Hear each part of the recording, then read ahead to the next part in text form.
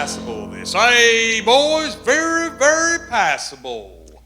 Nothing like a glass of Chantilly wine. You got that right, Obadiah.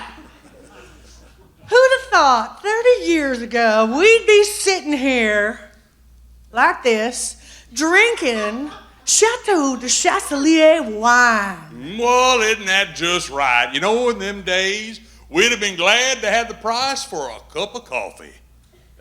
A cold cup of coffee. Without milk or sugar. Or coffee.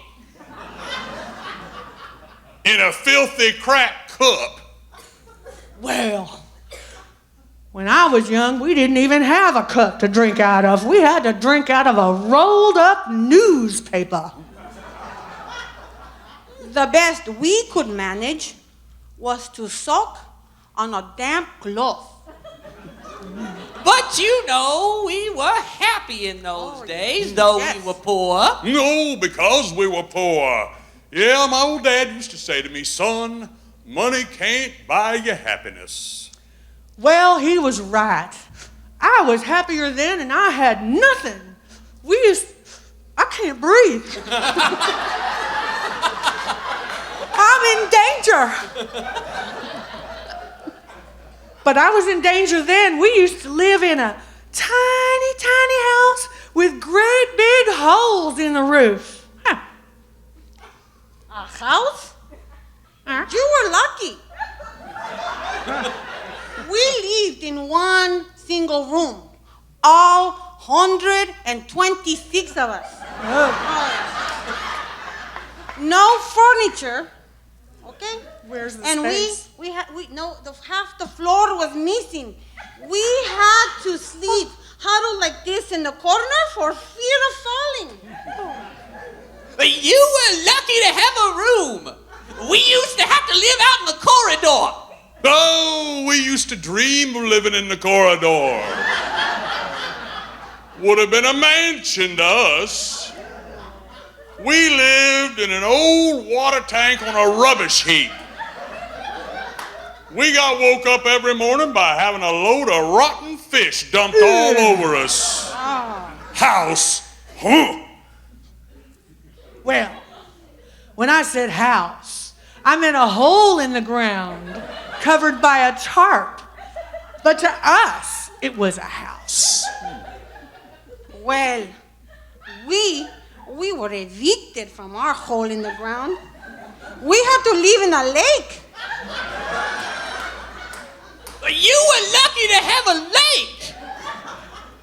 There was 164 of us living in a small shoebox in the middle of the road. Cardboard box? You bet. You were lucky. We lived for 3 months in a paper bag in a septic tank. Terrible. We had to wake up every morning at 6 o'clock, clean the bag, eat a dry lump of cornbread for breakfast, then go down and work in the fields 18 hours a day, week in and week out. And when we got home, our daddy would thrash us to sleep with his belt.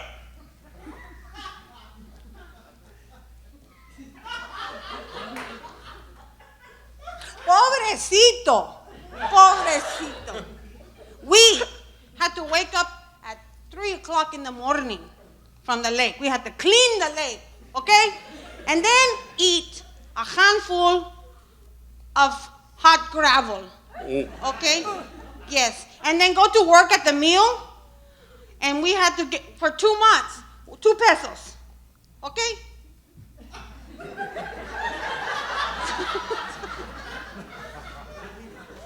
Oh, we got home. What happened when you got home? What home? Papa, he would beat us on the head and the neck with a broken bottle if we were lucky. Ooh. Well, we had it tough.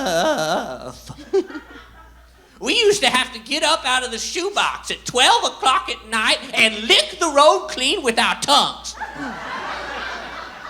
Eat a half a handful of freezing cold gravel, work down mill for 24 hours a day for 4 pence 6 year, and when we got home, our dad would cut us in two with a bread knife.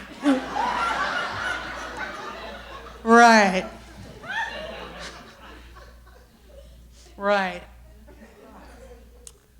Right.